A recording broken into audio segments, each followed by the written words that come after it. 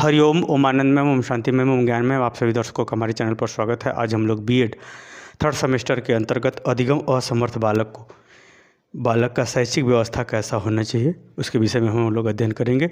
अधिगम असमर्थ का तात्पर्य है कि ऐसा बालक जो विभिन्न कारणों से अधिगम नहीं कर पा रहा है, चाहे वो सामवेगिक असंतुलन हो, चाहे वह अत्यधिक क्रोधी हो, चाहे वह अत्यधिक डरा हुआ हो, या उसके अंदर जिज्ञासा न हो, या ऐसे बालकों का जो है मानसिक संतुलन किसी कार्य के प्रति संघर्ष के अनुसार न हो। यानी हम कह सकते हैं कि अधिगम असमर्थता विभिन्न कारणों से होती है। यह जो है सामान्यतः जो है ऐसे बालक जो होते हैं वह किन्हीं न किन्हीं सामान्य कारणों से वह अधिगम करने में पीछे रह जाते हैं या अधिगम नहीं कर पाते हैं। इसका विशेष अर्थ पिछले वीडियो में बताया जा चुका है। कम से कम इसका अर्थ जो है 7-8 मिनट तक बताया गया है। अब हर बार 7 मिनट ही बताते रहेंगे तो आगे नहीं पढ़ाया जा सकता। अतः आप पिछले वीडियो में जाइए, वहाँ से अर्थ डिटेल में पढ़ लीजिए। प्लेलिस्ट में आपको मिलेगा, विषय के अनुसार प्लेलिस्ट बनी है, उसमें मिल जाएगा आपको। आगे हम लोग इसमें देखते हैं कि जब अधिगम असमर्थ यानी सीखने में वह अयोग्य होता है या सीखने में वह उसे विभिन्न प्रकार की जो है बाधाएं उत्पन्न होती हैं, तो ऐसे बालकों का शैक्षिक प्रावधान कैसे होगा।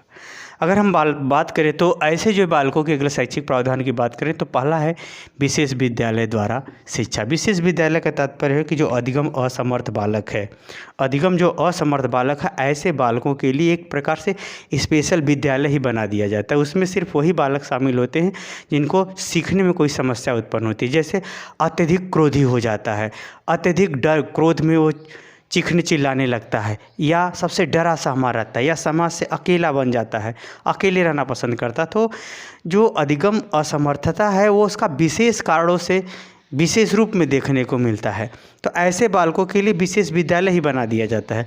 उसमें जो है अध्यापक अपनी विशेष प्रशिक्षण के द्वारा विभिन्न विशेष उपकरणों द्वारा ऐसे बालकों की योग्यता क्षमता को देखते हुए उसे अधिगम कराने का प्रयास करता है, यानी अधिगम संबंधी रुकावटों को दूर करता है। तो इसके लिए आवासीय विद्यालय भी रखा जाता है कि ऐसे बालकों को जो है आवासीय विद्यालय के अंतर्गत रख करके विशिष्ट शिक्षा पद्धति का प्रयोग करते हुए, विशिष्ट प्रकार के उपकरणों का प्रयोग करते हुए विशेष पाठ्यक्रमों को विशेष छात्रों को पढ़ा दिया जाता है, क्योंकि ऐसे बालकों को सामान्य विद्यालय या नियमित विद्यालय में नहीं पढ़ाया जा सकता, क्योंकि ऐसे बालक विशेष समस्या से, यानी समस्या बहुत विशेष रूप ले चुकी होती है, यानी सामान्य व्यवहार में उसे सिखाना कठिन होता है।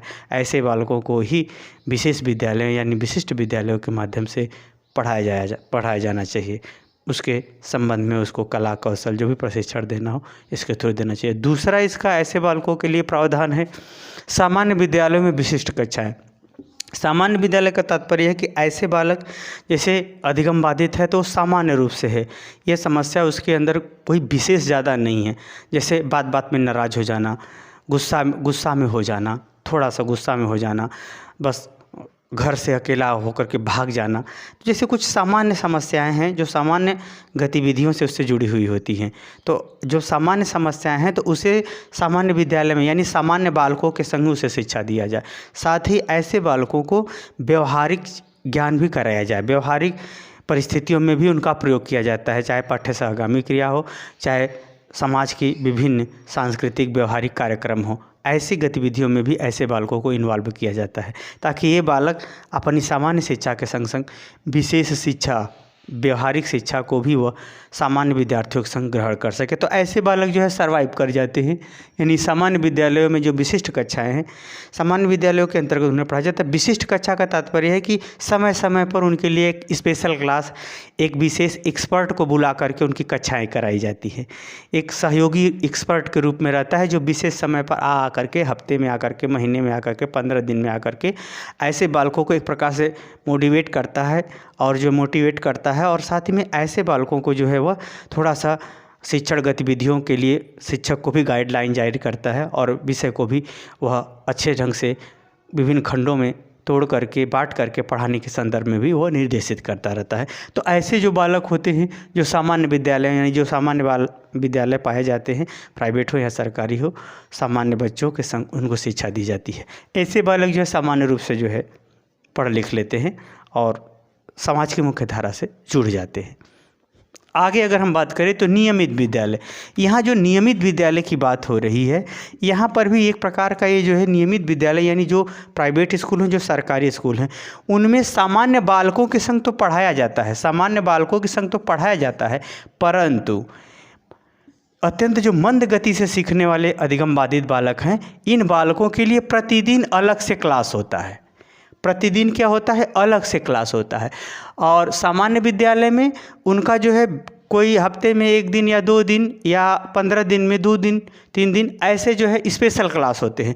इसमें क्या होता है? सामान्य बच्चों के संग पढ़ाया जाता है, लेकिन जो मंद गति से सीखने वाले या मंद गति से जो सीखने वाले बालक हैं या अधिगम बाधित बालक है या मानसिक रूप से मंदित बालक है, मानसिक रूप से मंदित बालक को भी अधिगम बाधित बालक अधिगम असमर्थ बालक में जोड़ा जाता है। तो ऐसे बालकों को सामान्य बालकों के संग शिक्षा तो दी जाती है, परंतु उनका एक अलग से क्लास चलता है। सामान्य कक्षा भी में भी वो क्लास करते हैं और अपना एक स्पेशल क्लास यानी नियमित रूप से भी अपना वो क्लास करते हैं। तो इस प्रकार से इसको नियमित विद्यालय, उनके लिए एक नियमित कक्षाएँ चलेंगी, सामान्य कक्षाओं के अलावा उनके लिए कक्षा चलेगी। जैसे आप होता है आप क्लास में पढ़ते हो फिर आकर के ट्यूशन पढ़ते हो उसी विषय का, तो इससे होता क्या है कि आपका ट्यूशन भी नियमित होता है और क्लास भी नियमित होता है।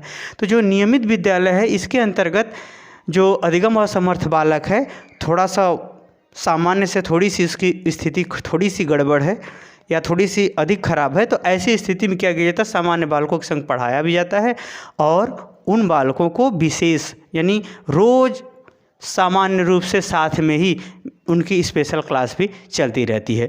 तो नियमित विद्यालय के माध्यम से भी अधिगम असमर्थ बालकों को सिखाने का प्रयास किया जाता है। शिक्षण, प्रशिक्षण, व्यवहारिक कला कौशल इत्यादि सिखाए जाते हैं। और सामान्य विद्यालयों में सामान्य बच्चों के संग कभी कभी स्पेशल क्लास के माध्यम से पढ़ाया जाता है, सिखाया जाता है। और विशेष विद्यालय में अधिगम असमर्थ बालक बहुत ज़्यादा समस्या से ग्रसित है, तो ऐसी परिस्थितियों में अधिगम असमर्थ बालक को जो है विशेष विद्यालय, विशेष आवासीय विद्यालय के थ्रू विशेष टीचर और विशेष प्रशिक्षण और विशेष पाठ्यक्रमों के अनुसार उसे पढ़ाने का काम किया जाता है। तो इस प्रकार से अधिगम असमर्थ बालक को पढ़ाते हुए, समझाते हुए, बताते हुए उसका शैक्षिक शिक्षा प्रदान की जाती है। मुझे उम्मीद है कि आप समझ गए होंगे कि अधिगम असमर्थ बालक का शैक्षिक प्रावधान विभिन्न 3 स्तरों पर किस प्रकार से उसे पढ़ाया जाता है, समझाया जाता है, बताया जाता है। समझ में आ गया तो कमेंट बॉक्स में ज़रूर बताइए। साथ ही मेरे चैनल को लाइक, शेयर, सब्सक्राइब कीजिए। हरिओम।